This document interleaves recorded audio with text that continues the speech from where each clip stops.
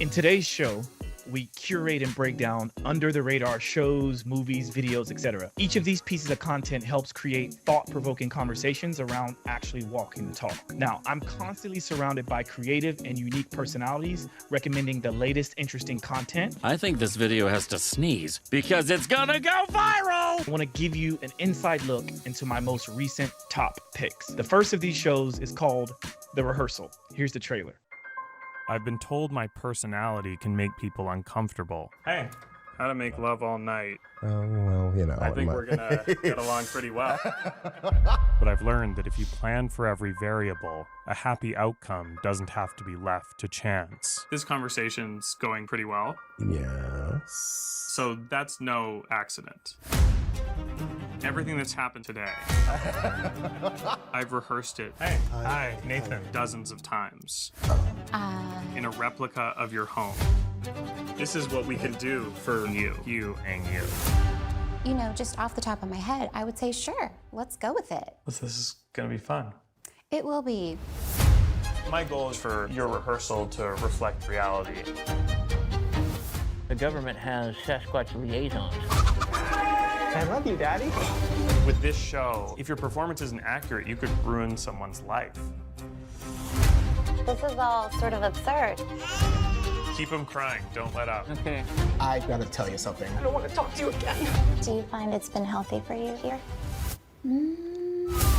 Are you sure you want to do this? I don't really like lying to people. You're a liar. Yeah, neither do I. You're a Willy Wonka and Charlie Bucket. I'm the bad guy in Well, but he's a dream maker. Okay. And you're making some dreams happen for But me. kids died in the factory? Well, they supposedly died. I'll read the book again just to look into it. Okay, so like just rewatching that trailer gives me so much joy. And I mean, if you can't tell, like I'm super excited that we're talking about this first one.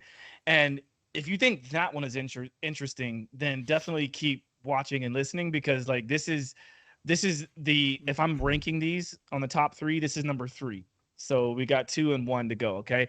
So I wanted to just read something about The Rehearsal so people kind of get a little bit better understanding as to why this show was done the way it was. So the synopsis from the internet here says, Nathan Fielder returns to television for a new series that explores the lengths one man will go to reduce the uncertainties of everyday life. With a construction crew, a legion of actors, and a seemingly unlimited resources, Fielder allows ordinary people to prepare for life's biggest moments by, quote unquote, rehearsing them in carefully crafted simulations of his own design. When a single misstep could shatter your entire world, why leave life to chance? So the reason why I'm even talking about this today and why I think this is so important for this show is because some of the things that I kind of walked away from after watching this show, or in fact, even watching just a single episode, I thought to myself, like, what would happen if more people went to maybe not the links that Nathan went to in the show, but like if you went to the links of like actually rehearsing some of the things that because in our own heads, we make certain scenarios and outcomes way worse than it probably ends up being once you just actually do the hard thing. And so like, to give you an example, if you were wanting to like, I don't know, quit your job or break up with your spouse, or, you know, you had something that you needed to say to your family, sometimes we mull these things over and think of the worst possible outcomes, and that ends up becoming debilitating. It keeps us from even going ahead and doing it because we just think it's so bad, right?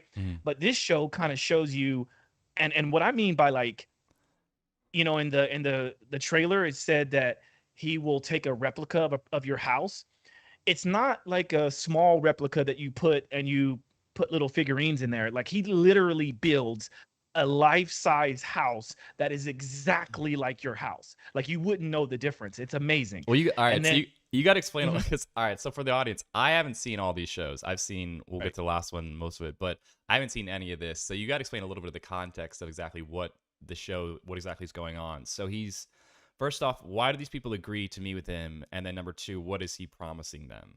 Yeah, good question. So my understanding, because keep in mind, I just was suggested this show and I started watching it and I was like, wow. So actually reading the synopsis was the first time I did that today. Like that's the first time I even read the synopsis. But without having that synopsis, basically I walked away understanding that these people reached out to the show, or he maybe interviewed a handful of people, maybe auditioned a handful of people to try to find people that had life-changing scenarios, right? Like what do you call it here? People that wanted to prepare for life's biggest moments. So I imagine that there was some kind of audition process that says, hey, we've got a show that we're doing on HBO. Is there a moment in your life that you've been dying to get out? And so each of those people, I think, agreed to do the show because the hope was that Nathan would help them through said life moment. And so off the top of my head, and they're under the impression he's like some expert in this. Like he's obviously not using his real name. Like he did this with Nathan Knows Beth, I think. Or is he using an alias? And he's no, it's him. Okay. Yeah. But what? Yeah. So they just trust him because he's. Well, I mean, again, and I don't want to give I don't want this to be a spoiler, and I don't think this is nothing we're gonna say today on the show. By the way, is a spoiler, because each of these shows I think are well done in a way that like you could watch one episode, you can watch the last episode, and it won't really matter.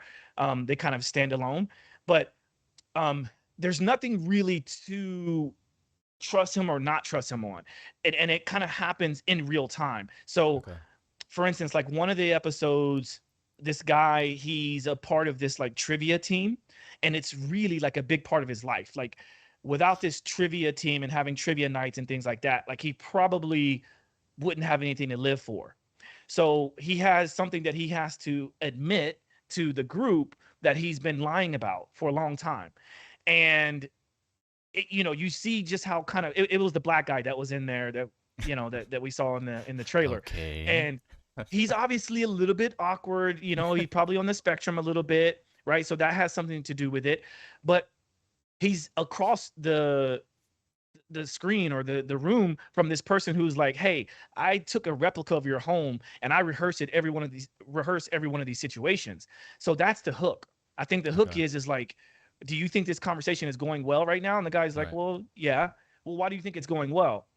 I don't know. He's like, it's going well because I rehearsed this exact moment. Right. So the guy's like, well, what do you mean? And he didn't just rehearse it once. Nathan rehearsed it dozens of times. Right. And so he's already prepared. Nathan himself is prepared for what that guy might say. Okay. It's incredible. Okay. It's incredible. Interesting. It is. I mean, it is an interesting concept, and we'll see later what's similar with this one. They are in on it, but it is this similarity to jury duty where it's kind of constructed in a lot of ways. There's this sort of synthetic and natural element going on, but I mean, it's supposed to be a comedy, right? Ultimately, or is it? Yeah, I think it's a comedy, but it's like very dry humor. Yeah, and he's a dry, right, and he's a very like dry, humorous guy. But there's a lot of like actionable steps and a lot of takeaways from it. So once you finish that first episode, then I think most people are going to walk away thinking, okay, what is the next episode, right? Because like to the average person, telling someone in your trivia group about something you lied about for a long time ago might not seem like that dramatic, right? It might not seem like that's a huge life moment, but for him it is. For each person, we all have our own level of spectrum. Yeah. So for you and for the audience, we're going to keep these nice and concise and short, and kind of give you guys curated our top 3 when we do these video segments. So for you, kind of Josh, then what's sort of your main takeaways, and what's sort of the pitch for the audience why they should check this out?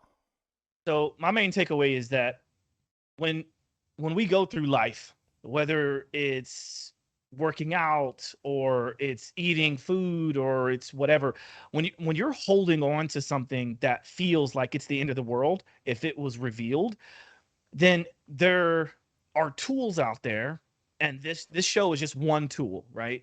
Or one resource for this tool. But there are ways to rehearse what the outcome might be. So I don't anticipate anyone being deathly afraid of going up in front of thousands of people and speaking, like doing a speaking engagement, if they've never done it, especially if you have a fear of speaking, right? So a scenario that you could do is take a page out of this book, right, or this show, and rehearse it. And instead of rehearsing it in front of the mirror or rehearsing it in front of your peers, like your friends and things like that, people who aren't going to give you real advice and feedback, you could actually take a group of actors, similar to what Nathan did in the show and in one of the other episodes, but you could do that and rehearse it so that when you get to the final product, you would have already done it a handful of times and you'll know exactly what to expect. And so, you know, if you're nervous about starting your diet because you're not sure what's to happen, then you have an opportunity to rehearse what is to happen.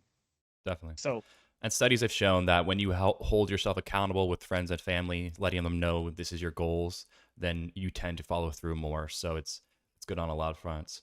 Very cool. I'll have to check it out. Let's set up the next one then. What's our next show we got? Number 2 on this list is How To with John Wilson. The executive producer of this show, How To with John Wilson, is also Nathan Fielder. And I think that the two characters, so Nathan himself and John Wilson, I think they are a lot alike in that they both have this dry humor and are a little bit on the spectrum. So here's the trailer for that.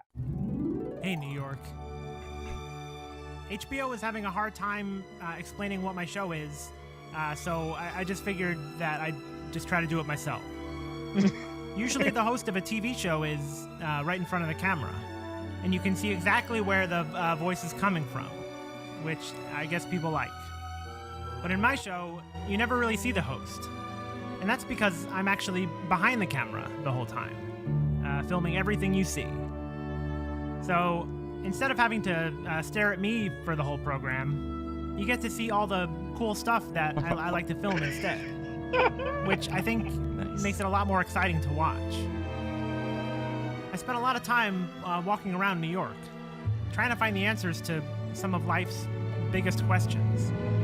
Sometimes I talk to people that I meet out in public and ask them for their advice. Confused.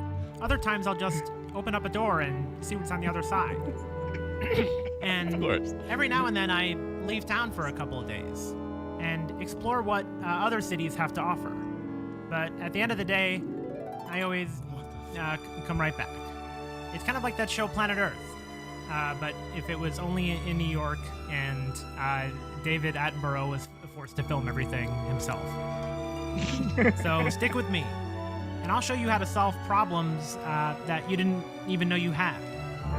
Because even if it looks like you've got it all figured out, there's always a million ways to get it wrong.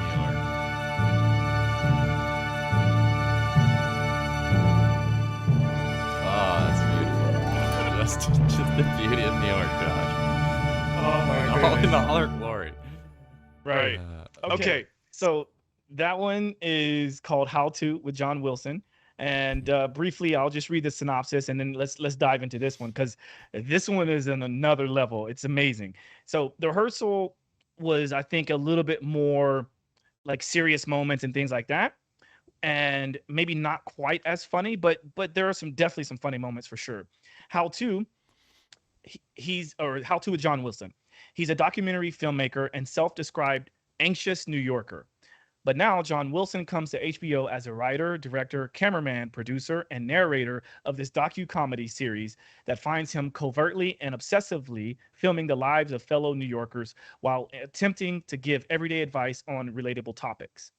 Now, the cool thing about this show is that, like, if you weren't watching Simply Walk the Talk, or if you didn't have someone like me like encouraging you to watch this show, you would probably like stumble upon it and see like, okay, one of the episodes here is how to make small talk, and another one is how to put up scaffolding and how to improve your memory and things like that.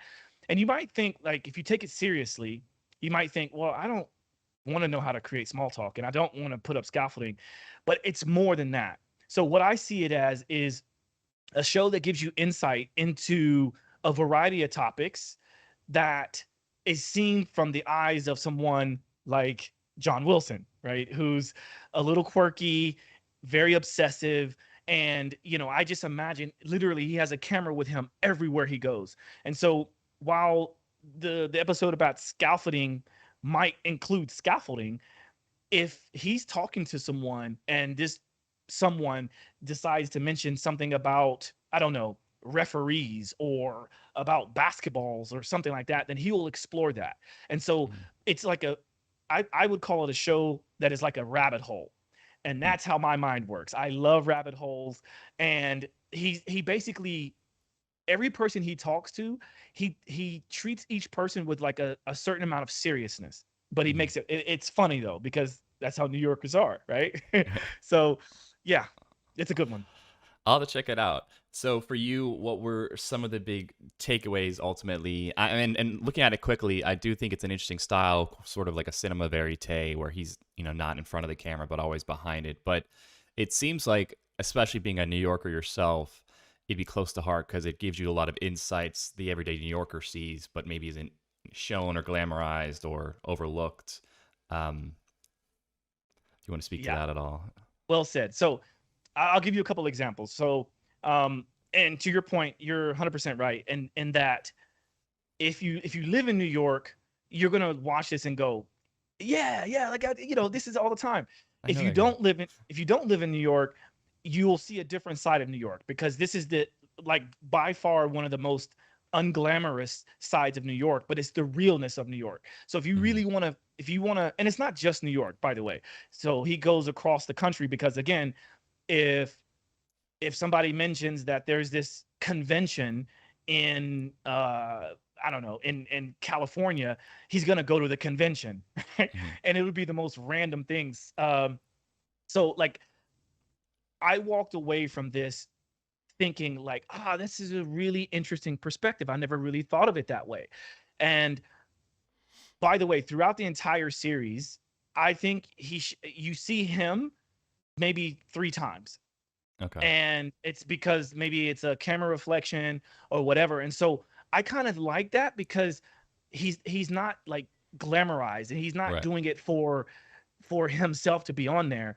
And I also noticed that it looks like they filmed this show and then he's reading the script. And so he adds his quirkiness in the way he reads it. And I love that, So one of the episodes down here is called episode number 5 is How to Split the Check. Now, we all know how uncomfortable it is when it comes to splitting the check, period, right? So it doesn't matter if you're a man or a woman, if you're, wealthy or you're not. There's always this uncomfortable moment of, when the check comes, what do you do? And he basically, he'll take a statement and he'll find situations in which that happens, right? So like, for instance, like there's some people he'll say, if you really are uncomfortable with splitting the check, then you could find a way to pat yourself down as if you're looking for your wallet, in hopes that the person across from you is going to pull out theirs first, And it's funny because he shows this time and time again, right? So you see that playing out. It's amazing, man. It's amazing. Well, it's interesting. It seems like it definitely gets into that minutia of sort of the smaller things in life, like the I'll have to check it out. I definitely think there's some interesting insights there. And I think for a lot of people, these are also important little micro lessons and just sort of day-to-day life. But also, I think it's a good, like, as you're speaking to him never being on camera, I think is also a good example of art that's not so egocentric. It's making it more about the person he's interviewing it, and it's making it more about their life. And I'm sure there's some interesting people with, just understanding certain, also just like a glimpse into the current state of our country. I mean, this is also just a great way to kind of get a snapshot of the everyday people and what people are going through. So, for sure. Yeah, and I'll wrap it up by saying, and well said, you said that very concisely. I'll wrap it up by saying, this is literally an example of how to create more awareness. That's my takeaway. Okay. And it might seem like everything you just mentioned, Josh, doesn't seem like it's going to give me awareness, but just watch the show and trust me. Trust me, you're going to watch the show and then give me your feedback, because I guarantee you're going to walk away thinking like, wow, I never even expected that. Like one of the episodes, he goes to Cancun thinking that he's going to get away, like have a relaxing vacation, and he happens to not have that. So I'm not going to give it away, but It's a dive into the subtlety of life. This is my number one of all of these. It's one of the most wholesome shows on TV right now, on the internet, whatever. And I am positive, right? Mark my words, like whatever day you're reading this, this is before they announce the Emmys, the Emmy winners.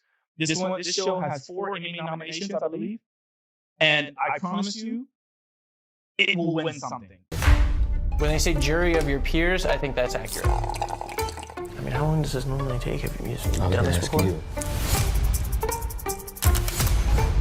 I'm a recognizable public figure. Respectfully, I don't recognize you. Juror number 54. I'm so happy to be here. I'm gonna be upset if I don't get on the jury. Me? Ready, guys? Here we go. All right, so this is what happened. Allegedly, we got defecation. There's a lady named Jacquees. I'm in it. Try to keep an eye on them. I want to do the best job that I can. What do people usually say when they're trying to get out of this? I'm only going off of things I've seen on Family Guy. Wait, what was it? I've seen Peter pretends to be racist to get out of jury duty. Would you be able to be a good juror for this matter? Sir. I'm racist. Sir, please have a seat. I don't know why I said that. Eliminate that for the next time. Totally. Yeah, that's a stupid idea. The jury duty. Sorry for the paparazzi. This is a problem. You're sequestered. I Googled it. It's isolated. Isolated. Separated. Todd is a very interesting individual. He showed up wearing chair pants. The difficulty is the lack of a bend. Jesus Christ. What are we looking at in here? Hi, guys. No! Sorry. Jump scare. This is the most unorthodox trial that I presided over. Oh my God! I try not to judge a book too much by its cover, but... Call your next witness. It's true that you were once arrested for masturbating in a movie theater. Yes, that's true. What was the movie? Pacific Rim Uprising. It's not sexy. What? I saw that. There was zero arousal for me. This is literally feels like reality TV. Ah. It's getting close there. Getting close there. Synopsis of this one is, so this is Jury Duty. The series chronicles the inner workings of a jury trial in the U.S. through the eyes of juror Ronald Gladden, a solar contractor from San Diego who is unaware that his jury duty summons was not official and that everyone in the courtroom, aside from him, is an actor. Everything that happens inside and outside the courtroom is planned. Now, why is that important? And again, this is not a spoiler or anything like that, because we know that this is fake, right? So I think you can go into this going, oh, okay, well, let's see how it plays out. And that's what you want to do. You want to get to the end. I binge watched this over, less than 48 hours. And even just watching that trailer again, I get so much joy because it's such a wholesome show. And I think when you watch the show and you come away from it, my hope is that you're a better person, right? My hope is that you're more like this Ronald guy. So I know you haven't finished it yet, but what are your thoughts on it so far, Gordon? Well, it's really interesting how they edited and they produced it. It's really well cast. We were discussing it beforehand, and I think they clearly casted improv comedians as well, who are very good at yes-anding, going with the flow of a joke or a scenario.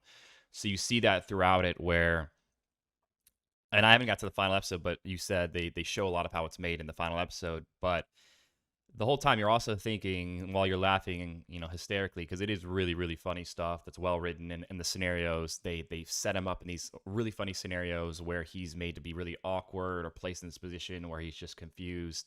And they take it right up to the edge where it's like, okay, if you push this too much, then he's going to clearly call a bluff and say, okay, this is something's going on here. So there's this fine line they're walking, and I think it's a really unique new production style. You're starting to see a little bit more of these sort of natural and synthetic, creations, and it gives glimpses into, the internal mindset of the guy who's not the actor. There's a lot of angles that are really fascinating, but overall, I like I said, if you're looking for really good comedy, at the very least, this is a really, really funny show. But it also gives insights in sort of the human, strife in a little ways. It's very much based on like each person is their own archetype. So you've got the narcissistic actor who's overly egocentric and always trying to get attention. You've got, each one of these characters is really well thought out, and pre-production was really well done for them to really live these characters. But yeah, man, I'm excited to see how it turns out, but I'm digging it. It's a really funny comedy right now. Well, everything you said is incredible and amazing, and I think when I was watching it, I was trying to put myself in the shoes of Ronald. So he's kind of the star because he's the only one that doesn't know that this is the joke's on him, so to speak, right? And I try to put myself in his shoes and think to myself, like, in a situation like that, like as the episodes go on, like, would I be like, what? But they've covered all those angles, man. They've covered everything. And the last episode, you will see all the inner workings of actually how it was made to answer those questions. So all those moments when I thought like, okay, how do they conveniently have a camera there and this and that? Right. Keep in mind, he's told that that he's a part of a documentary that explores what it's like to be in jury duty. Right. Okay. So it's already expected that there's going to be cameras around. It's expected that there's going to be, whatever, but he doesn't know where all the cameras are. He doesn't know that there's a script that most of these actors are going by. But to your point on the fact that they are improvising, it's true, right? Like there's a suggestion to kind of go down this path, and then boom, it just plays out, and they have to be ready at all costs. So I can only imagine what it takes to produce this show, and fingers crossed, hopefully we get someone from the show onto our show so we could actually talk more about that.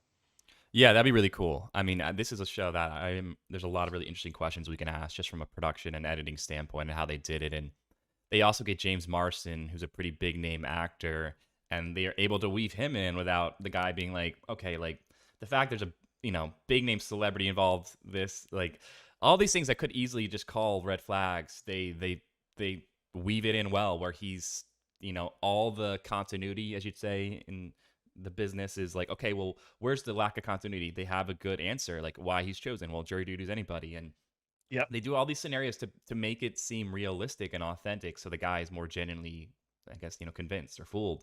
But it's never in any sort of malicious or exploitative way. It's just this like Truman Show type thing where the dude's like, is this real or not? Like, it's incredible. I literally have been telling everybody about it, including you, right? I'm just like, bro, every person that I talk to, by the time they finish it, they all come back to me and kind of say the same thing. And so I really, really do hope that it gets the recognition that it deserves. Yeah. Nominated for Outstanding Comedy Series, Supporting Actor for James Marsden, Writing for Mika Leeper, and Casting for Susie Ferris. So those are all what I'd say. Yeah, really great writing, really great casting. James is hilarious in it, and then it's funny. Yeah. I think the angle about getting James Marsden to agree to do this helps to validate the fact that this was something real, right? Because to Ronald, like, why would James be there if it wasn't above board, right? But the way that James Marsden acted it, which is basically like, shitting on his career in a way, I think he did it an amazing job. I feel like this show has a lot of potential. I think many people will walk away with a certain feeling that is a good feeling, right? And like you said, there's nothing in here that is malicious or hurtful to anyone. I think it's like, I almost shed a tear at the end. You know what I mean? Like it's like one of those things where it's funny, but it also tugs at the heartstrings a little bit. And let's see. I'm going to be rooting for the show for sure. And I'm also going to be hoping that they come out with multiple seasons, because why not? So yeah, it'll be tricky in the next seasons trying to pull it off without people being like, hey, wait, wasn't this similar premise? But they could do it with other things I could see, kind of like governmental required things. But yeah, man, I'm excited for it. I think it should win. It's really well done with the cast and the writing, and I would love to pick the brains of anyone involved with the show if we can get them on. So we'll keep doing more like these. These are we're still working out what we probably going to call this mini culture bites, but we want to give you guys these fun little quick segments of some cool, interesting, under the radar piece of content out there. And stay tuned for more in the future, though. And if you feel like you have some shows or movies or any interesting bits of content that is worthy of making it to this segment of our show, hit us up. Put some comments in the description or in the comment section, or DM me or whatever. Shout us out and let's have some more fun, because this was fun for me for sure. I love like revisiting something that I watched because I binge watched it, but then going back and doing this segment on it helped me to remember exactly what I was feeling when I was watching it. So that's that. Yeah, and we love doing comedy, but I would love to, like, whether it's a documentary or some interesting YouTube piece of content, whatever it is, if it's under the radar and we really feel it's of value and embodies the ethos we're about, we'll bring it up for you guys. So I'll keep tuned, and I've got some in mind for future shows for sure. Sounds good. All right, guys. Well, this is Josh signing out from Simply Walk the Talk. Peace.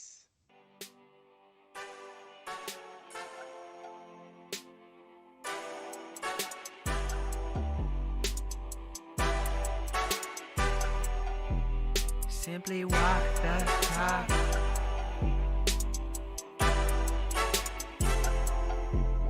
Walk the talk, talking facts. Move like me, but I move a little fast. Make my move, here to last. Fasten these seat belts, I'm coming past. Take care of me, longevity. Hack my biology, better believe. Walking the talk, soul, mind, and body connected. Better come give us a listen.